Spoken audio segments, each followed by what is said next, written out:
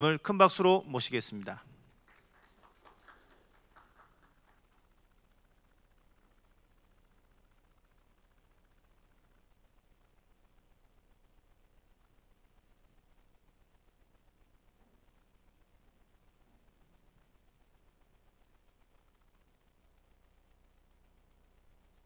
네, 안녕하십니까. 모아소프트의 기술 총괄을 맡고 있는 김창균 박사입니다. 자동차 전기전자 기계장치 개발을 위한 디지털 트윈 전략이라고 제목을 달았는데 여기에는 약간 좀 비하인드가 좀 있습니다.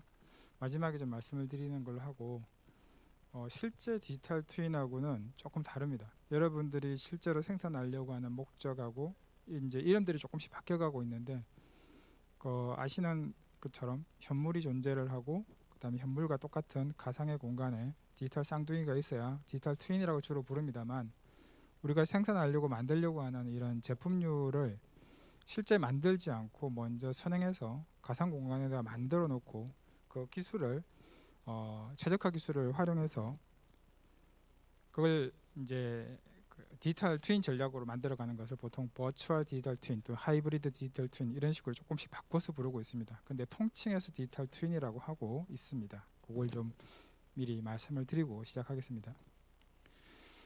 제가 말씀드릴 내용은 디지털 트윈의 전략의 개요, 그 다음에 고장 모드, 초기 고장, 자동차용 디지털 트윈 전략, 거기에서 기계, 전기전자, 그 다음에 차량의 열관리, 그 다음에 오토모티브의 디지털 트윈 전략, 이렇게 좀 거창하지만 목표를 잡고 설명을 좀 드리겠습니다. 우리가 아는 이제 산업혁명은 전기기관으로부터 이런 일종의 수공업이었던 것들을 자동화하는 과정을 좀 거쳤습니다. 그러면서 전기를 이용해서 대량 생산을 하는 시스템을 갖추고, 그 다음에 우리가 현재 살고 있었던 또는 살았던 3차 산업혁명 시대, 즉 컴퓨터를 활용한 기술적인 비약적인 발견이 또는 발전이 있었습니다. 이 컴퓨터가 조금 더 시대상이 좀 더 올라가다 보니까, 발전하다 보니까 IoT라든지 인공지능이라든지 이런 조금 더 우리가 생각할 수 없는 사고를 할 수 있는 장치하고의 연결을 목전에 두고 있습니다. 그래서 이런 이 말이 계속 여기까지 달려왔지만, 예전에 1900년대 태어나신 분들은 여기까지 달려와서 이 세상을 다 봤겠지만, 저는 이제 중간에 태어났기 때문에, 물론 여러분도 마찬가지겠지만 사고의 좀 전환이 필요합니다. 그래서 어떤 사고의 전환이 좀 필요한지 한번 좀 정리를 해봤습니다. 제가 지금 손에 들고 있는 게 마우스입니다. 처음에 이거 보고 와, 잘 만들었다 깜짝 놀랐습니다. 이렇게 생겼습니다. 이거를 몇 번 정도 제가 휘면 부러질까요? 아마 수십 번, 수백 번, 수억 번을 테스트했을 겁니다. 즉 어떤 테스트를 했을 때 충격이 가해지거나 충격이 가해지는 기계적인 특성에 대한 부분들을 여러분들은 이제 잘 아실 겁니다. 기계공학 쪽을 하셨던 분들은. 그래서 어떤 충격이 가해지면 그 충격에 대한 변형, 변성 이런 것들을 보통 스트레인이라고 하고요. 그 다음에 이제 자동차를 움직이는 것들이 기계만 있는 게 아니다 보니까 전기전자는 이런 것들을 탑재를 한 상태에서 우측에 보이시는 그림처럼 녹색 기판 위에서 부품들이 출렁출렁 이렇게 춤을 추는데, 저 춤을 몇 번을 추면 문제가 생길까라고 생각을 하게 된 것입니다. 그래서 기계하고 전자하고 사실은 같이 가야 되기 때문에 하나만 볼 수 없는 그런 상황이 된 것이죠. 그래서 여기 지금 보시는 것처럼 납이 천천히 녹으면서 납땜이 됩니다. 이때 특정한 힘을 갖게 되는데, 그 힘을 가지고 충분히 힘을 가지면서 문제가 없어야 되는데, 앞 페이지에 보셨던 것처럼 얘네들이 아래 위로 진동을 할 경우에 얘네들의 어떤 변성, 변형 또는 사이클에 문제가 생기게 됩니다. 이 사이클 수, 즉 몇 번 진동하고 고장이 나는지를 우리는 수명 사이클이라고 부릅니다. 그래서 우리는 이 수명 사이클이 약한 애들을 초기 고장 코드에서 걸러낼 필요가 있습니다. 예전에는 개발한 데만 신경을 써서 이런 걸 고민하지 않았습니다. 근데 제품을 다 만들고 나니까 고장이 났네 이러면서 회사가 망하는, 또는 굉장히 수억 원, 수조 원에 달하는 그 비용을 지불해야 되는 이런 문제를 점점 우리가 눈으로 보면서 목도를 하고 있는 상태입니다. 자, 이런 종류들을 보시면 부품이 가지고 있는 기본적인 고장이라든지 충격량 또는 스트레스에 대해서 견딜 수 있는지를 먼저 골라냅니다. 남의 나라하고 비교하기 좀 그렇지만 중국 제품을 쓰면서 항상 느끼는 게 결국에는 중국 제품은 품질이 안 좋다 이렇게 이야기하고 있는데 그게 아닐 수도 있습니다. 한국에서도 싸게 만들려면은 그런 이런 품질에 대한 품질에 대한 어떤 수준이라든지 능력치를 검증하지 않고 싸게만 만든다면 제품을 견고하게 만들 수 없는 그런 문제를 야기시킬 수 있다고 봅니다. 근데 이제 그런 것들을 감시하는 그 국가적인 노력 때문에 시험이라고 하는 절차를 우리는 운영을 하고 있습니다. 그래서 우리나라는 그런 시험 절차가 잘 운영이 되고 있기 때문에 그 시험 절차를 통과하지 못한 제품들은 출하를 할 수 없습니다. 그래서 그 시험 절차에 대한 부분은 제가 뒤에서 따로 정리를 좀 했고요. 이 고장의 원인과 내용을 보시면 요 미 공군에서 나온 자료인데요. 55% 정도가 열이 나서 문제가 생기고요. 나머지 한 20%가 한 진동입니다. 나머지는 뭐 휴미디티랑 더스트 같은 이런 이제 물질들에 대한 그 환경에 처해져 있을 때 생기게 되겠습니다. 그래서 여기 보시면 한 75%, 80% 정도가 진동하고 온도에 대한 반응성이라고 보시면 좋을 것 같습니다. 그렇다면 우리 이거 자동차에서 굉장히 많이 일어나는 다반사죠. 발열이 생긴다든지 진동이 생긴다든지 이런 것들은 아주 다반사로 나타나게 됩니다. 그래서 이런 발열과 진동에 대한 부분들을 우리가 설계 단계에서 먼저 선행적으로 좀 고쳐낼 수 없을까, 그러니까 잡아낼 수 없을까라고 보는 것이죠. 자, 처음에 이 마우스를 제가 만들다고 생각했을 때 발열을 전혀 고려하지 않았을 겁니다. 근데 기구 설계하시는 분들은 이런 디자인을 하고 이렇게 꺾었을 때 디자인을 하고 이런 디자인을 하게 됩니다. 이런 걸 보통 기획 단계에서 그다음에 디자인 시안이 나오고 기구 설계를 하게 됩니다. 그런데 이 안에 들어가 있는 강성 재료가 실제로 그만큼 강성을 부러뜨리지 못한다면 뚝 하고 부러져 버리는 그런 문제가 생기게 될 겁니다. 그런 것들을 사이클별로 계산을 해 놓은 것이 여기 이제 보시는 것처럼 뭐 솔더 피로도, 납땜에 대한 피로도라든지 세미컨덕터 웨어아웃이라든지 랜덤 바이브레이션이라고 해서 그다음에 진동이라든지 그다음에 PTH라고 해서 관통형 스루 홀에 대한 납땜에 대한 피로도라든지 그다음에 하모닉 바이브레이션, 그다음에 열 충격 이런 것들을 총 점수를 내보니까 우리가 계획했던 1년이 아니라 5년이 아니라 0.5년도 못 견뎌서 여기서 지금 고장이 나고 있는 걸로 보입니다. 이런 식으로 어떤 첨수화를 시킬 수 있거나 이제는 수명을 예측할 수 있는 시대에 도달했습니다. 그렇다면 만들고 나서 수명이 보이면 그거는 고장이라고 보고 그 제품을 모두 폐기하거나 문제를 극복하기가 되게 어렵습니다. 보통 이런 것들을 리스핀 또는 이제 다시 만들어서 기회를 만드는 기회비용이라고 하는데 이 비용이 너무 비싸고 많이 들고 돈도 많이 들고 그다음에 최적화된 옵션까지 찾아내는데 굉장히 많은 시간이 듭니다. 그래서 이런 것들을 극복하기 위해서 우리는 가상으로 디지털 원형을 실계 컴퓨터 안에다가 집어넣고 최적화해 보려고 이제 시도를 하고 있습니다. 이런 이제 충격 시험이라든지 그다음에 이런 아까 보셨던 그런 환경 시험 절차를 컴퓨터 안에서 해결할 수 있는 조건 등이 점점 나타나기 시작했습니다. 그 중에 하나는 이제 이렇게 차량을 지금 이제 예시를 들었는데요. 차량에다 전자파를 강제로 쏴가지고 저 차량 안에 있는 어떤 부품류 여러분들이 생산하시거나 납품하실 제품이 만약에 들어간다 그러면은 마지막에 조립해서 현대차는 저런 시험을 할 겁니다. 어디서 부품이 전자파 수신을 너무 많이 하는데 야 저 부품 빼 갖다 줘 고쳐와 이런 식으로 합니다. 현대차가 절대 고치지 않습니다. 수요자가 고치죠. 개발자가 고치게 됩니다. 그래서 이런 이제 많은 시험이나 절차 등을 통해서 극복을 하게 됩니다. 자, 차 안에는 그것만 있는 것이 아니고 굉장히 많은 부품 등이 들어가 있습니다. 특히 이제 우선은 기계류부터 한번 보겠습니다. 보통 기어박스라고 하죠. 그 기어박스 같은 게 들어 있으면 이 기어박스 안에서는 이런 식으로 이제 움직이면서 소음을 내거나 진동이 나는 그런 에너지를 요즘에는 센스 데이터로 다 뽑아낼 수가 있는데 문제는 여기다가 센스를 달 수가 없다는 겁니다.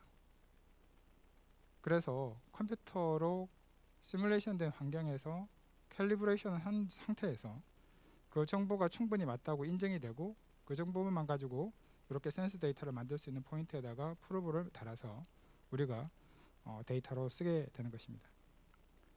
그래서 측정으로 할 수 없는 부분들이 꽤 많아요. 그런 것들을 이렇게 디지털 모형이나 모델로 만드는 과정이 굉장히 많이 필요합니다. 그래서 이런 것들에 대한 내구도라든지 시험 데이터, 동적인 해석 이런 것들이 지금 아마 자동차 모델을 하거나 자동차를 제작 운영해야 되는 입장에서 굉장히 많이 요구될 거라고 봐집니다. 그래서 이렇게 디지털로 만들어지는 이제 목적이 결국에는 이제 디지털 트윈을 하기 위한 건데요. 저희는 CAD로 그리는데요. 이 CAD로 그린 거는 그냥 CAD지 물성 데이터나 피로도를 해석할 수 있는 조건이 하나도 안 들어있어요. 그걸 디지털 트윈이나 디지털 트랜스포메이션이라고 하지 않습니다. 그러니까 이걸 가지고 직접 시뮬레이션이 가능해야만 이야기를 할 수 있습니다. 저희는 카티아로 그렸는데요. 그래서 소용없습니다. 얘가 물성에 들어가고 시험이 가능한 실제 모델처럼 운영이 가능해야만 디지털 트랜스포메이션 모델이라고 이야기를 할 수 있습니다.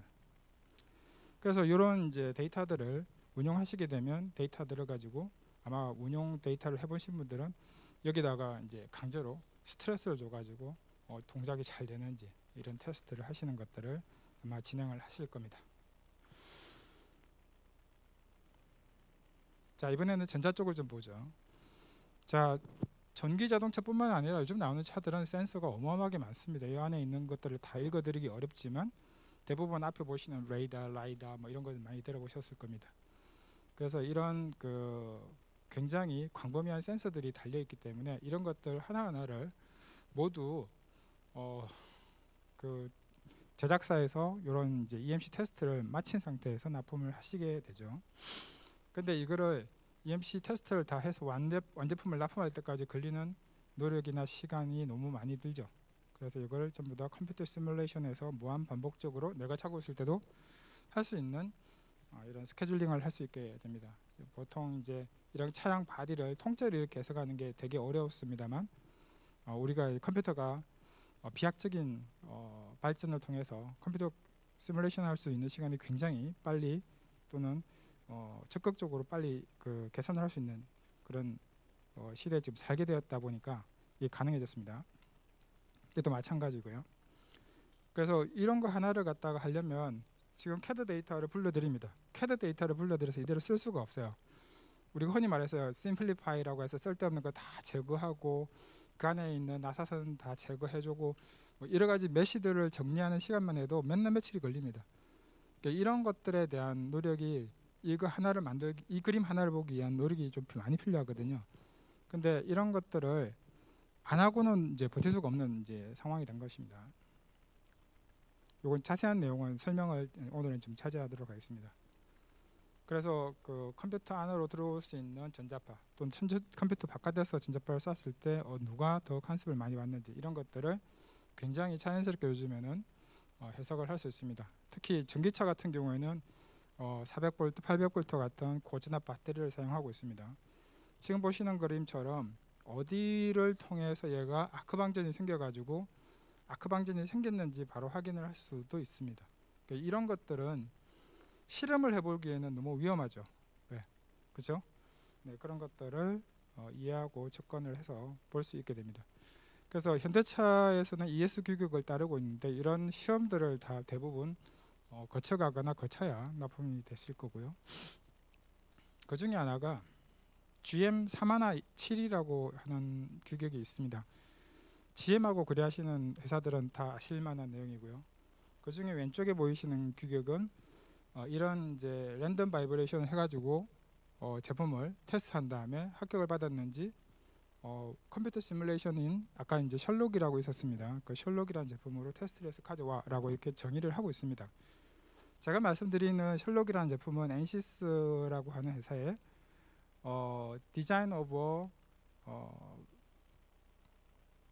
그러니까 그 신뢰도를 평가하는 이제 제품입니다. 그 신뢰도를 평가하는 이 제품인데 이것은 현재 그 안시비타 51, 52, 53에서 51.0123에서 거론하고 있는 이제 제품이고요. 그다음 여기에 있는 내용을 정확하게 이제 테스트할 수 있도록 이렇게 컴퓨터 시뮬레이션으로 요즘엔 다 구현이 가능하도록 되어 있습니다. 여기서는 이제 ESD 건 테스트를 하는 시뮬레이션이 되겠습니다. 그리고 이제 온도 테스트를 할 때 스마일 사이클 테스트를 하죠. 그래서 열 충격 테스트를 하면서 이런 사이클링을 하게 되면은 왼쪽에 보시는 것처럼 초기에 저희가 봐왔던 것처럼 여기 이제 크랙이 가고요. 오른쪽에서도 여기 보시는 것처럼 이렇게 그 PCB 안에서 이렇게 깨져서 실제로는 통신이 됐다 안 됐다 하는 이런 문제가 생기는 상황이 발생을 하게 되는 것입니다. 그래서 이런 것들을 취약점이라고 생각하고 그 컴퓨터가 그러니까 실제 제품이 만들어지기 전에 한번 걸러볼까라고 해서 걸음망처럼 한번 굴려볼 수 있는 그런 이제 소프트웨어가 이런 이제 초기 제품의 건강 상태를 진단한다고 보시면 되겠습니다.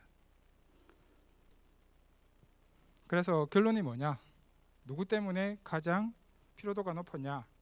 그래서 컴포넌트 페일류 메커니즘에 의해서 생기는 이 파란색 때문에 또는 여기 그 빨간색이 건접혀 있는 메커니즘 때문에 요거에 생겼습니다. 그래서 이 부품을 교체하면은 요 그래프가 바뀐다든지 하는 것들을 실시간으로 볼 수 있습니다.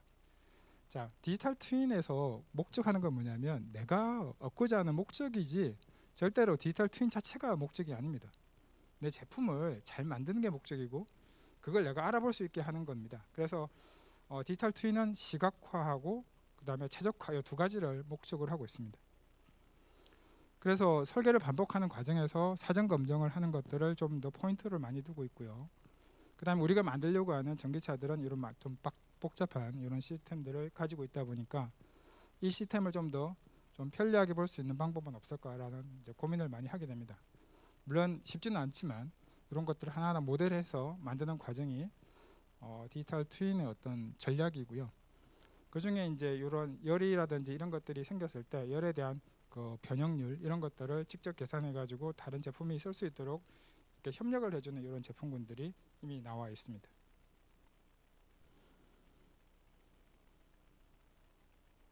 그래서 전기차에서 가장 많이 쓰고 있는 차량용 전력전자 모듈입니다. 이 차량용 전력전자 모듈에서는 줄 히팅의 그 법칙에 의해서 온도가 생기거나 그것이 흘러서 전류가 스트레스를 받아가지고 도체를 열을 나게 하고 그다음 열이 나는 부분들을 시간이나 수명으로 계산했을 때 맨 마지막에 보이는 우측 하단에 보이는 그림처럼 수명으로 바로 계산해 줄 수 있습니다. 물론 이제 여기 있는 분들이 모두 전력전자를 하는 것이 아니기 때문에 이 부분도 잠깐 생략을 하겠습니다. 자, 오늘 어떻게 보면 키포인트라고 할 수 있는 부분인데요. 시뮬레이션이 왜 필요한가요? 물어보시면 좀 애매합니다.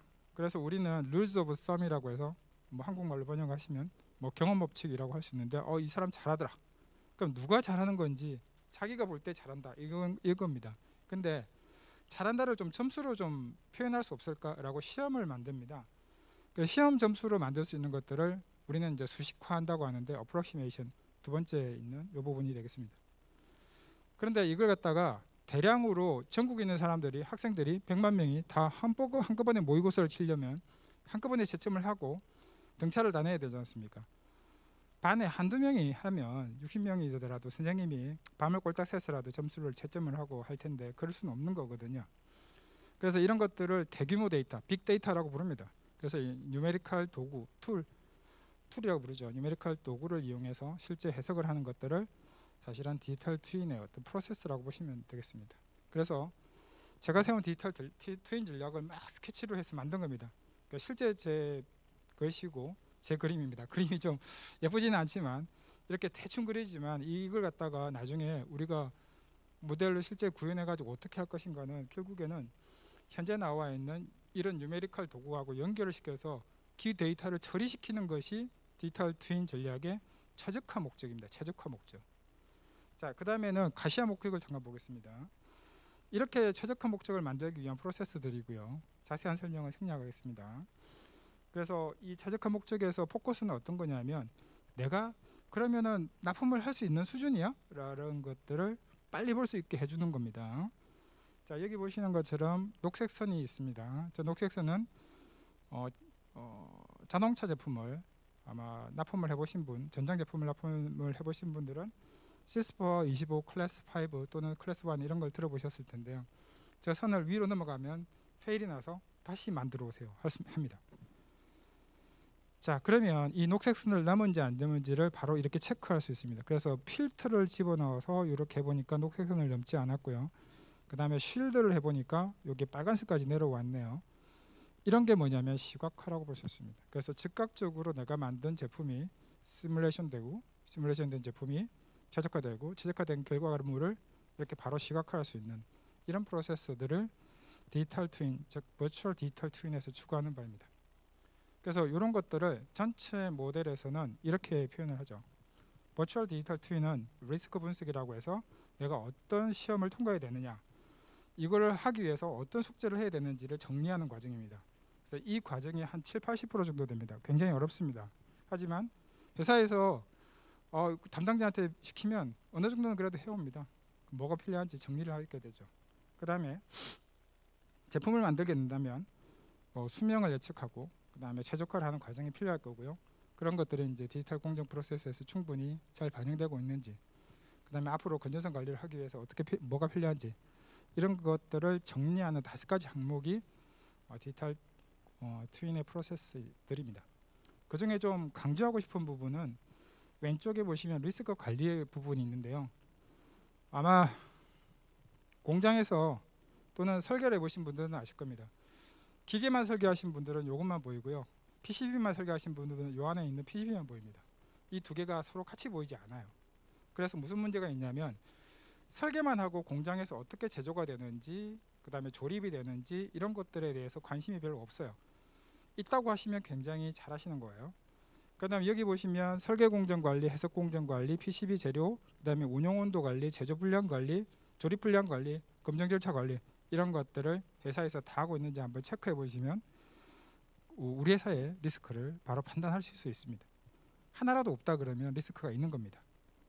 그래서 이 리스크를 줄여가는 과정이 버추얼 디지털 트윈이라고 생각을 하시면 좋을 것 같고요.